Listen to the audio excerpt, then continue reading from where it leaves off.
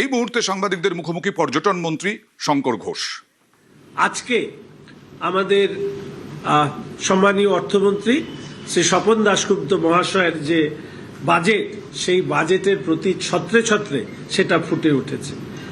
আমি অত্যন্ত আনন্দিত যে আমাদের পর্যটন দপ্তর, যে কথা বলেছি, যে মাননীয় প্রধানমন্ত্রী বলেছিলেন যে পর্যটন হচ্ছে one of the hidden strength, যেটাকে বিশ্বের সামনে তুলে ধরা হবে ভারতবর্ষের সরকারের ক্ষেত্রে।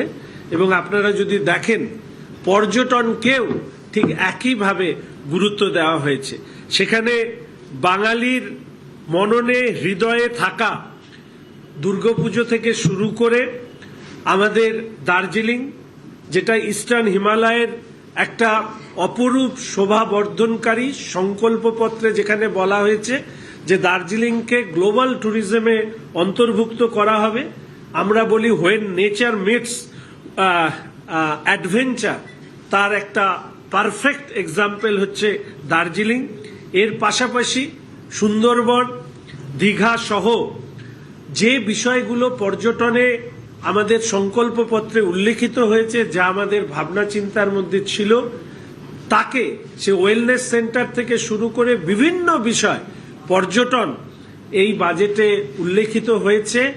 আমি মনে করি একজন প্রথম এই দপ্তরের দায়িত্ব পাওয়ার পরে সম্মানীয় অর্থমন্ত্রী যে বাজেটে যে বিষয়গুলোকে উত্থাপিত করেছেন, সংকল্পপত্রে যে দিশা দেখানো হয়েছে, সেইগুলোকে নিয়ে কাজ করবার মধ্যে দিয়ে আমাদের পশ্চিমবঙ্গের পর্যটনকে বিশ্বের পর্যটন মানচিত্রে তুলে ধরতে আমরা সক্ষম হব, এই আশা আমি রাখি। পশ্চিমবঙ্গের মানুষের যে প্রত্যাশা পূরণ করবার যে দায়ভার আমাদের উপরে বর্তেছে, এবং ডাবল ইঞ্জিনের সরকার, যে সরকারকে নিয়ে মানুষ তার প্রত্যাশার জাল বুনেছে, আজকের বাজেট ঐতিহাসিক এই কারণে সেই প্রত্যাশার জালকে পরিপূর্ণ করবার ক্ষেত্রে এই বাজেট একটা অত্যন্ত গুরুত্বপূর্ণ পদক্ষেপ বলে আমি মনে করি।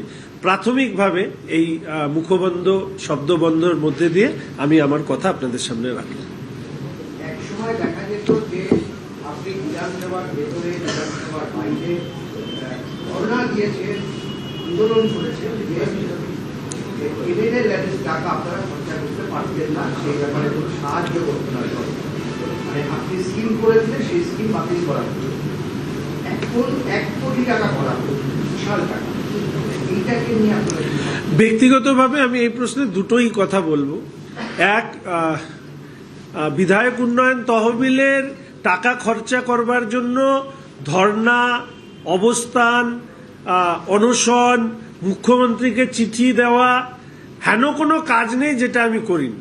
তারপরেও টাকা খরচা করতে পারিনি, রাজনৈতিকভাবে প্রতিবন্ধকতা তৈরি করা হয়েছিল। আমাদের মাননীয় মুখ্যমন্ত্রী যে সরকার পরিচালনা করছেন পূর্বতন সরকারের সাথে, তার যদি আমরা পার্থক্য খুঁজে দেখি, তার প্রথম পার্থক্যটাই এখানে যে রাজনীতিতে বিরোধীদেরকে সম্মান দেওয়া।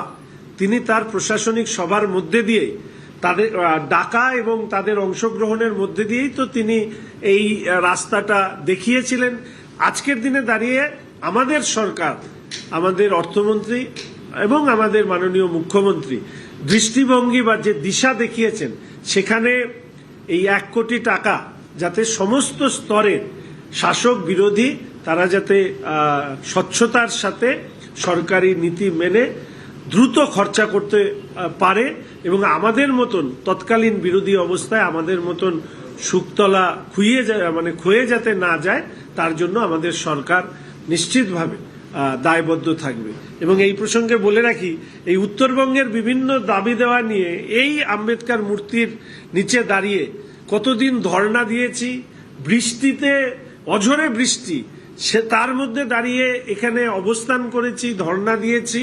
আজকে নিশ্চিতভাবে আমাদের সম্মানীয় অর্থমন্ত্রীর পেশ করা বাজেট আমার কাছে অত্যন্ত ভালো লাগার বাজেট, যে উত্তরবঙ্গের মানুষের কাছে আমরা যে দায়বদ্ধ, সেই দায়বদ্ধতা পূর্ণ করবার ক্ষেত্রে এই বাজেট সহায়ক।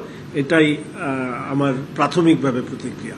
আর কোথাও কি আপনারা এইরকম বাজেট করার চেষ্টা করেছেন যে যেখানে তৃণমূল কংগ্রেস যেখানে যেখানে অবহেলা করেছে, সেটা শিক্ষকদের ক্ষেত্রে হতে পারে, কর্মসংস্থানের ক্ষেত্রে, ডিএ, উত্তরবঙ্গের উন্নতি, সেই জায়গাগুলোতে জোর দেওয়া? দেখুন, পুরো বাজেট নিয়ে যা প্রতিক্রিয়া দেওয়ার তা অর্থমন্ত্রী এবং মাননীয় মুখ্যমন্ত্রী দেবেন।